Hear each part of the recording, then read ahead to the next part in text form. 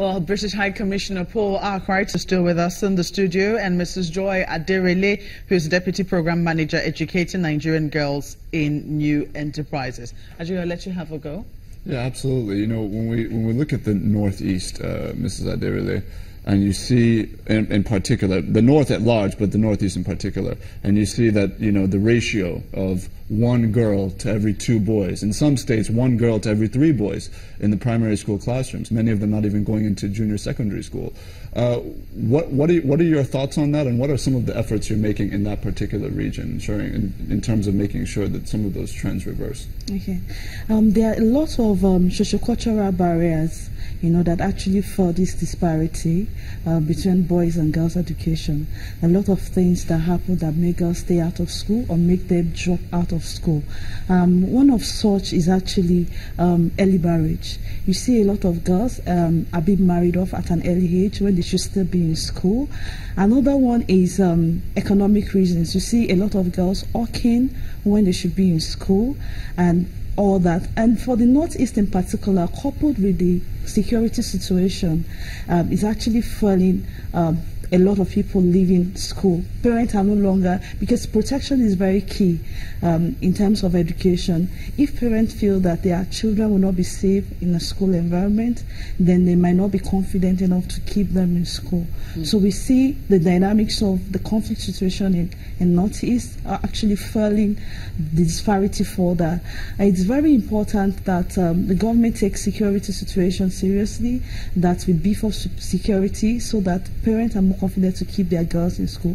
But in terms of the work we do, we work with community structures, we work with parents, gatekeepers and influencers, because for a girl to stay in school, it's not just a decision, it's a decision of the influencers around her. So we work with those influencers around her to ensure that they value education and they support the girl to stay in school and to complete her education. Let me ask you this one about early marriage. There's been a campaign against early marriage going on for quite a while now. Are we making progress in that direction at all? I'm afraid to say we are not making much progress, because there's the Child Rights Act that stipulates that any girl below the age of 18 should not be married off. But the Child Rights Act has not been domesticated in all the states in Nigeria. While Nigeria adopted this Child Rights Act in 2003, a lot of states have not domesticated this act. This is something Nigeria said, but they need to domesticate in the states before it can be effective. And most of the states are actually in the north. So protection is also a very big issue this year. It's been from Hollywood down to Nigeria. You find, a lot of cases coming up. Only recently, I think we saw a very disturbing case of a 5-year-old who was allegedly, made pregnant by somebody around her. And, you have to now ask what is happening in our society. I think she wasn't even able to tell anyone until, it was discovered. Odd as it sounds. Just wondering, what steps are we taking in the area of protection, ensuring that, where we see cases of abuse, people are able, young ladies, young girls are able to come up and report? There are protection structures across Nigeria, but the issue is information gap. A lot of people are not aware of these structures, both formal and informal structure. Let me start with the informal structure. So in an average community, even in the rural area, there is a community head, there are committees who see to it that offenders are fined, things like this, to ensure that it doesn't repeat itself.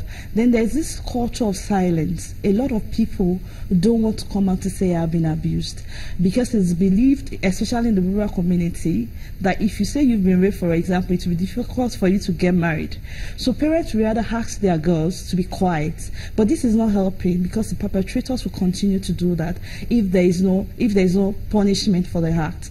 For the formal structures, we have the police. We have a lot of the officials and police have been trained on protection issue, and they're able to see to this, that this is actually the process, the mechanism for this is followed. But is it really changing? It is, but it's just because most people are not speaking up. We are seeing more in the area of more people speaking up than before. It's not like there is increase in incidences, just that more people are becoming aware of their protection rights and they are speaking up. But we still need more sensitization for people to know that they need to speak up, and for them to follow the mechanism, the process to report. Reporting is the very first thing to do, whether you're in the community where you don't have access to the police, or you are in the urban area where you must report so that the case is taken up.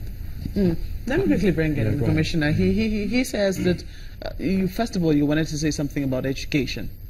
Yes, well, I will come to that. If I can just pick up on that theme. I mean, it's difficult to get the sort of reliable data, to be honest.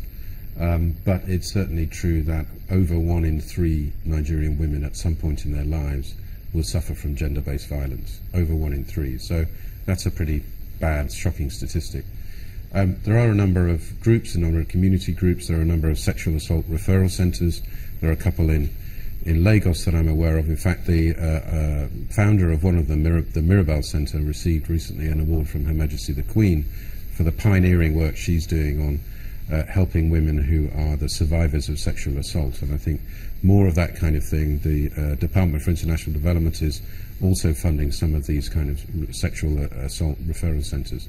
There is a long way to go, and I think it's about speaking out, as Joy was saying. It's about women speaking up, but then crucially, action being taken. You talk about community leaders finding perpetrators of this, but what they've done is commit a crime. You know, they should be prosecuted. They should be taken through the judicial system, and there should be examples of that in the north, everywhere in Nigeria, maybe particularly in the north, but certainly that's incredibly important. Well, please go ahead. Finish. If you want to come back on that, I was going to talk about